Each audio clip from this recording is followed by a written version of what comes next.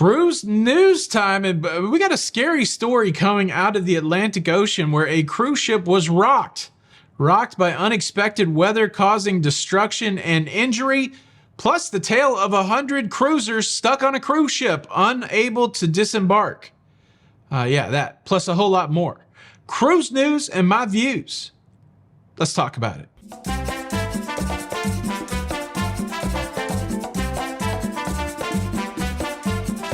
Hey, what's up, everybody? Welcome to La Lido Loca. I'm your host, Tony, here with the latest cruise news and views for your face. For your face on a Friday the 8th of November, 2024. And it seems like the lineup today is bad on top of bad. I do have some bright moments in today's cruise news. But let's start with the unthinkable, the thing that you don't ever want to hear about happening to a cruise ship. Royal Caribbean's Explorer of the Seas working its way across the Atlantic on its transatlantic cruise. Well, it got hit by an unexpected gust of wind near Tenerife, Spain. And the ship got hit so hard, rocked, as some have said, rocked so hard that the ship listing so bad that, well, it caused some chaos to ensue. CBS News interviewed a passenger on board, Jonathan Paris, and the quote from him is that he was sitting down in the show in the cruise ship's theater when he felt the boat make a hard right turn, followed by a second more intense turn.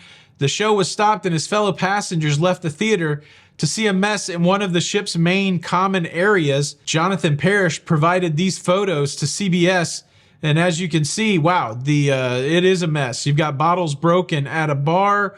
You've got a mess in the gift shop. Word coming off Explorer of the Seas is that one passenger was injured in this incident.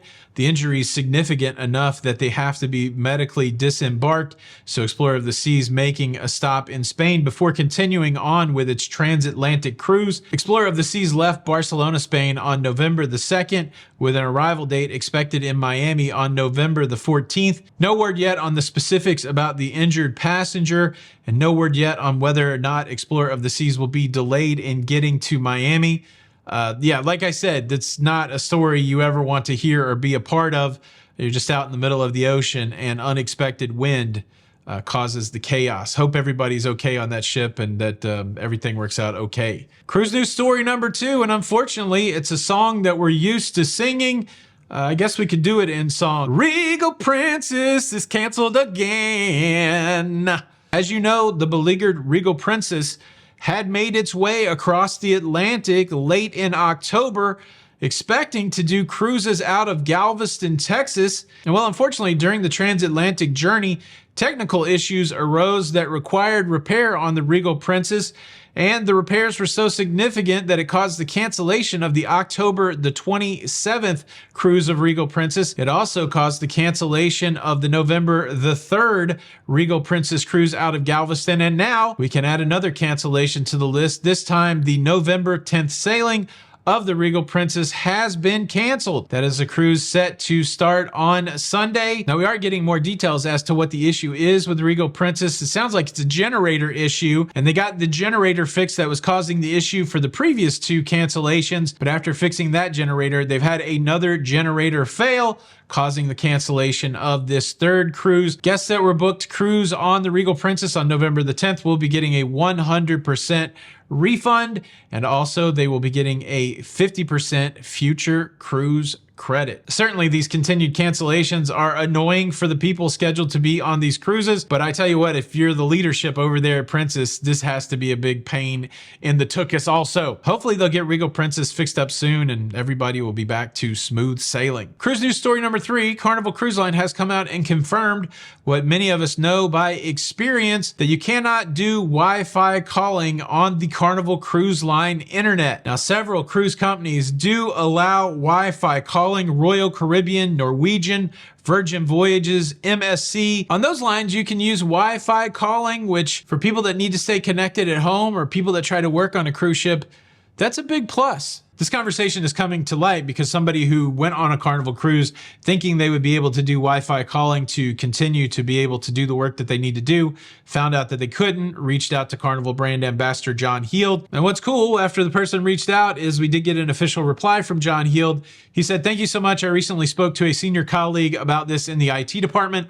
I can only tell you that it is not compatible at the moment with our current system that we are using for satellite service, and whether it has to do with bandwidth or something else, well, I'm not sure. From an IT perspective, you can block the ports in the protocol that Wi-Fi calling uses so that it doesn't work. I don't know that he's saying the Starlink service is not compatible, because those other cruise lines that I mentioned, they also have the Starlink service like Carnival. I guess the big takeaway is, if you're somebody that needs Wi-Fi calling to go on vacation because you have to keep up with what's going on at home, don't go on Carnival. At least right now, there's no Wi-Fi calling. You'd have to choose another line. And look, it's not just Wi-Fi calling that gets blocked. I've also seen VPNs get blocked, corporate VPNs get blocked, other kind of protocols being blocked on the cruise ship.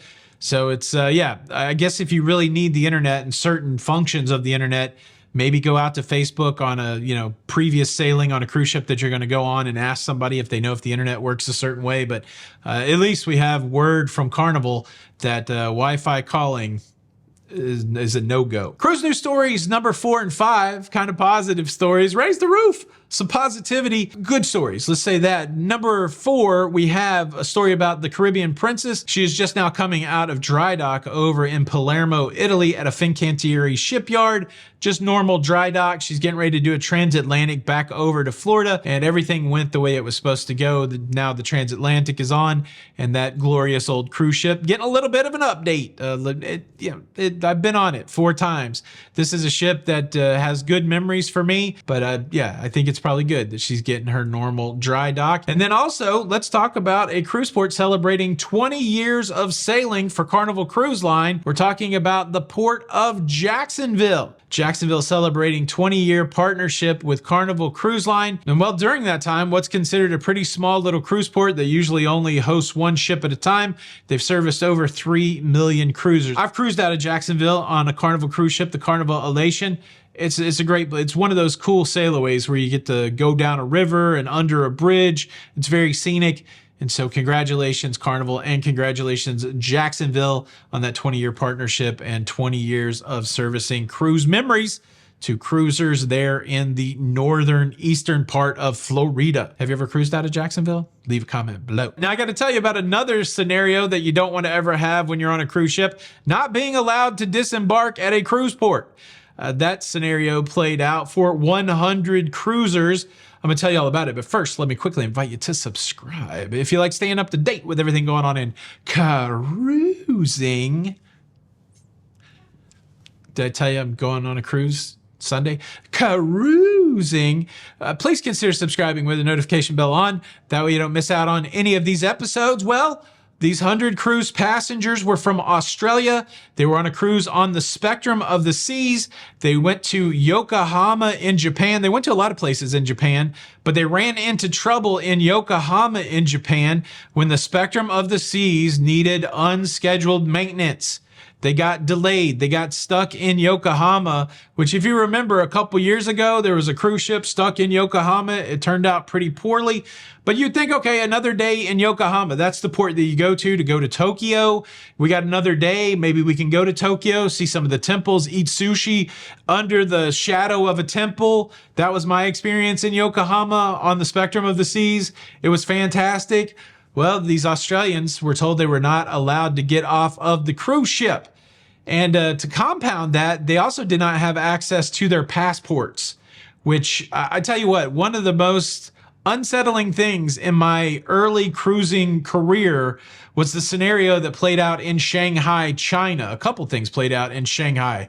This takes us back to 2019. I'd only been cruising for 2 years. I think this was in my first 10 cruises. I flew all the way to Shanghai, China, and spent some time with my friend Don Terrace. And on the day that we were set to cruise, we got alerted by Royal Caribbean to come to the cruise port as quickly as possible because a typhoon was bearing down on the port of Shanghai. There was a typhoon in the Sea of China, and we had to get to the cruise port as soon as possible. So we hightail it to the cruise port. And when we get to the cruise port, immigration takes our passports.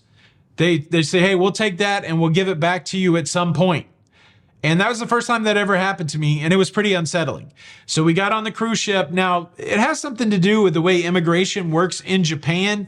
There's very specific things. They take your passport. You're only allowed to be in the country on certain days. And I think that's what happened to these Australian folks. They were only slotted to be in the country on certain days. They were not slotted to be in the country of Japan on the extra day, even though Japanese customs, they were holding the passports. They took the passport in China.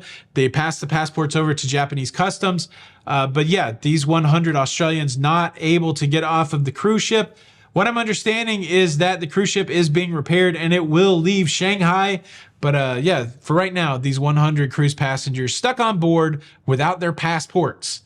It'll be fine. It'll be fine. But how would you feel if all of a sudden you were stuck in a foreign country, Japan, and you couldn't get off the cruise ship because you didn't have your passport? Also, we spent 12 hours trying to outrun a typhoon on that cruise, and it overtook us. And then there was a big discussion at the end of the cruise between the Norwegian cruise captain and a guy from China, and it was contentious. It was a great cruise. It was a wild cruise. Boom, that's your cruise news. Happy Friday, everybody. I hope you enjoyed the show. If you did, please hit that thumbs up button. It's so helpful. Subscribe if you haven't. This is Tony for La Lido Loca. Until the next time, we'll see you on the Lido. Bye. Cruise news.